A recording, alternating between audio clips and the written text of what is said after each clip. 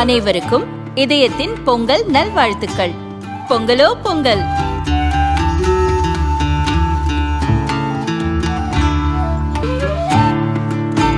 அனைவருக்கும் இதயம் மந்த்ராவின் பொங்கல் தின நல்வாழ்த்துக்கள். பொங்கலோ பொங்கல். இப்போது புதிய அறிமுகம் அச்சி ஹோட்டல் சாம்பார் 50 கிராம் ரூபாய் 20 மட்டுமே.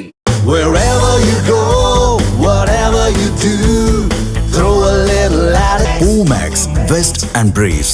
11 ஆதீனங்களை காலி பண்ணிட்டாங்க டிஎம்கே கவர்மெண்ட். சத்தியம் 11 ஆதீனங்களை காலி பண்ணிட்டாங்க. இப்ப 45 ஆதீனம் தான் இருக்கு. 11 கூட்டுங்க 56 ஆதீனம் இருந்தது. ஒருத்தர் சொன்னார் ஒண்ணுமே காண போச்சுன்னாரு. சின்ன குட்டி ஆதீனம்னா எல்லா ஆதீனம் கிடையாது. ஆதீனங்கிறது சங்க காலத்தில் இருக்கக்கூடிய 4 ஆதீனங்கள்ல பெருசு பாண்டிச்சேரியில் ஒண்ணு மிச்சம் இடையில வந்துட்டு புது ஆதீனங்கள். அதெல்லாம் இல்லைன்னு சொல்ல முடியாது. அது சொத்துக்களை காப்பாற்றிட்டு. ஆனா அது 56 குறைச்சி 46 இந்த 4 வருஷத்துல குறைச்சிட்டாங்க சார். இன்னொன்னு இங்க ஒரு ஆள் இல்லை, இவங்கெல்லாம் மாறி மாறி ஒருத்தர் இருக்கிறதுனால அவங்க உள்ள புந்து சட்டத்தை வச்சு செக்யூலருங்கிற பேர்ல கருவறையில போய் வேலை பார்க்கலாமா? நீங்க செக்யூலருங்கிறது கருவறை இல்லை, கருவறை ரிலீஜியஸ், இட் இஸ் ஆக்மேட்டிக். கருவறையில எத்தனை பூஜை நடத்துங்கிறது ஒரு ஸ்டூபிட் ஈவோ இஸ் டிசைடட். கேட்க ஆள் இல்லையே, எப்படி பண்ண முடியும்? உனக்கு லேண்ட் ரெவென்யூ எடுத்துட்டு வா, அதுதான் நீ உன்னுடைய வேலை. கோயிலுக்கு வெளியே தான் இருக்கணும். கோயிலுக்கு வெளியே இருந்துட்டு கோயிலுக்கு உள்ளே அலுவலை வச்சிருக்கான், வாடகை தர மாட்டேன். யாரா போடுறீங்களா? கோயிலுக்கு உள்ள எங்க கோயில் தான், எங்க கோயில் தானே. கோயிலுக்குள்ள ஈவோ ஆபீஸ் இருக்குல்ல, வாடகை கொடுக்கணுமா இல்லையா? எனக்கு என்ன சார், நீ தானே வரி போடுற, எனக்கு வாடகை கொடுக்கணும்ல. மடையா மதிப்பிற்குரிய மடையா ஏன் வாடகை தர மாட்டேங்குது? கேட்க மாட்டேங்கிறீங்களே. ஏன் என்ன வர மாட்டேங்குது? கேள்வி கொஸ்டின் தான், பிளீஸ் கொஸ்டின் தான். வாடகை கொடுக்குமா இல்லையா சார்? எங்களுடைய உங்களுடைய நீங்களும் கிறிஸ்தவர்களை பத்தி நம்ம பேசுறதுக்கு நீங்க தகுதியே கிடையாது. முகலாயர்களை பத்தி பேசக்கூடாது. அவங்களும் நல்லா இருக்கட்டும். அவங்க மேல வரி போடணும்னு சொல்றது எண்ணமே இல்லை. அது போடக்கூடாது. வழிபாட்டு தாங்களுக்கு வரி போடவே கூடாது. எங்களுக்கு மட்டும் போடுறீங்க, என்ன அநியாயம்? இதுகளை எடுத்து கொண்டு போய் சுப்ரீம் கோர்ட்ல வாதாடுறதுக்கு வேண்டிய த பெஸ்ட் லாயர் இந்தியாவில் இந்துல இல்ல. சோசியாலஜின்னு ஒரு சமூக இயல்னு ஒரு சப்ஜெக்ட் இருக்கு, ஒரு இது இருக்கு. அதுல உள்ள போனீங்கன்னா பவர்ல எவன் இருக்கணும் மெஜாரிட்டி. ஆப்பிரிக்கால போனீங்கன்னா ஒரு ரேஸ் பவர்ல யார் கூட இருக்கிறாங்களோ that is called majority. Access to power is majority. ஒரு சில சாதி கட்சிகள் இருக்கு, இத்தனோண்டு தான் இருக்கேன். அவன் பக்கத்து பவர்ல இருக்கிறனால ஆட்டி படைக்கிறான். தமிழ்நாட்டில் ராபரி பண்றான், அதை பண்றான், என்ன பண்றான், ஒன்னும் பண்ண முடியாது. பிகாஸ் பவருக்கு பக்கத்துல இருக்கு. That is called minority majority. இப்படிதான் பார்க்கணும். நியூமரிக்கலா எங்களை போய் பாத்தீங்கன்னா எங்களுடைய கொடூரமான தப்புகளை நாங்க ஒத்துக்கிறோமே, ஒற்றுமை இல்ல. தொங்கி உடஞ்சு பப்பா மரத்துன்னு சொல்லலையா, ஆலமரத்துல தொங்குற பப்பா மாதிரி நாங்க எல்லாம் ஒத்துமை இல்லை. இதுக்கெல்லாம் சொல்ல வேண்டிய விஷயங்கள் சார் நல்லா பாருங்க, நிறைய விஷயம். 2 விஷயம் தான் சென்டர்ல. ஒண்ணு இந்து திருக்கோயில்கள், 2வது இந்து திருக்கோயில்ல இருக்கக்கூடிய தெய்வ விக்கிரகங்கள்.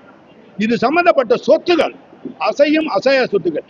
இவைகள்ல அரசாங்கமே மிஸ்மேனேஜ்மெண்ட் பண்ணுது. இந்த மிஸ்மேனேஜ்மெண்ட் அந்த காலத்துல கோயில ஒரு சில பெரிய வகுப்புக்காரங்க வச்சுக்கிட்டு ட்ரஸ்டியா இருந்து அவங்களுடைய பேரன்மார்களுக்கு மாத்தி மாத்தி கொடுத்தாங்க. அந்த ட்ரஸ்டியை உடைக்கிறதுக்காக தான் ஜஸ்டிஸ் பார்ட்டி இந்த ஆக்டை கொண்டாந்துச்சு. பெர்மனன்ட் ஹெரிடிட்டரி ட்ரஸ்டி கிடையாது அப்படி சொல்லி கொண்டாந்தாங்க. இப்ப என்ன பண்ணிட்டாங்க, இவங்களே அந்த சொத்தை என்ன செய்யறாங்க, மிஸ்மேனேஜ்மெண்ட்னா there is corruption everywhere in the HRNC department. எல்லா இடத்துலயும் கரப்ஷன் இருக்கு. உதாரணத்துக்கு நல்லா கவனிங்க, அருமையான கேள்வி கேட்டாரு, கொஞ்சம் மன்னிக்கணும், கோவப்பட்டுட்டேன் உங்கள்கிட்ட. ஆனா இங்க பாருங்க, HRNC ஆக்ட் படி அது அடுத்த ஸ்டெப் சார். முதல்ல நான் படியவே தாண்ட முடியல, என்னால படிய கூட என்னால தாண்ட முடியல. எங்களுக்குள்ள ஒற்றுமை இல்லை சார். இவர் முங்கிய அவர் பார்க்க மாட்டேங்கிறார் சார். பணம் உங்களுடைய கோயில், உங்களுடைய ஒய்ஃப் டாக்ஸ் கட்டுறாங்க, நோ உங்களோட ஒய்ஃப் முங்கியில பணம் போடுறாங்க, உங்களோட தாத்தா பணம் போட்டிருக்காங்க. அந்த பணத்தை எடுத்து ஒரு அரசியல்வாதி செத்து போயிட்டான், நாளைக்கு 100 பேர் சாவான். எங்க கோயில்ல உள்ள விருது போட்டீங்கன்னா என்ன அர்த்தம்? நியாயமா இல்ல சார். அதிகமா பேசுற சத்தம், வாய்ஸ் டெசிபிள் ரைஸ் பண்றேன்னா வயிற்று எரிச்சேன். How can you do that? Even an idiot will not do that. 2 chief மினிஸ்டருக்குள்ள மண்டக்குள்ள வெள்ளையா இருக்கு இல்லையா, ஒயிட் மேட்டர். அது வேலை பார்த்தா தானே மதி, வேலை பார்க்கலன்னு மதியற்றவங்கல்ல. அப்ப மதிப்பிற்குரிய மடையன்மார்கள் ஏன் செய்யறாங்க? Come on, why should you do that? கோயில் சொத்துல இருந்து எடுக்காத, உங்களுடைய பார்ட்டி ஃபண்ட்ல இருந்து கிராண்டா போடுங்க வெளியில.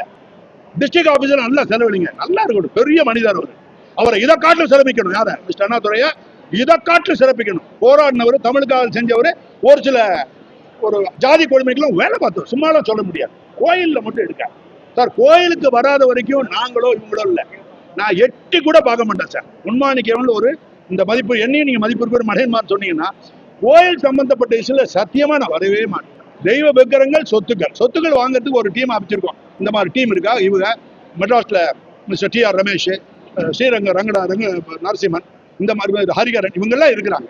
நான் இந்த தெய்வ விக்கிரங்களை பாக்குறேன். அதுக்கு கோயில்களுடைய பாரம்பரியத்தை அழிச்சிடாம இருக்கிறதுக்கு பாக்குறேன். அப்புறம் சார் நிறைய கேள்வி கேட்கும் சார். சார் ஆன்மீக பேசல இல்ல சார், அரசியல் பேசுறீங்களா சார்? ஒண்ணு சார், அரசியல் எதுக்கு தெரியுமா சார்? கோயில் சம்பந்தப்பட்டதுக்கு மட்டும் தான் பேசிருக்கேன் ஒழிய இதே இருங்க நீங்க சொன்னதால கருணாநிதி ஃபேமிலியில எப்படி சொத்தை சம்பாதிச்சாங்க நான் சொல்றேன்னா, கிட்டத்தட்ட ஒரே குடும்பத்துல 34,000 கோடி.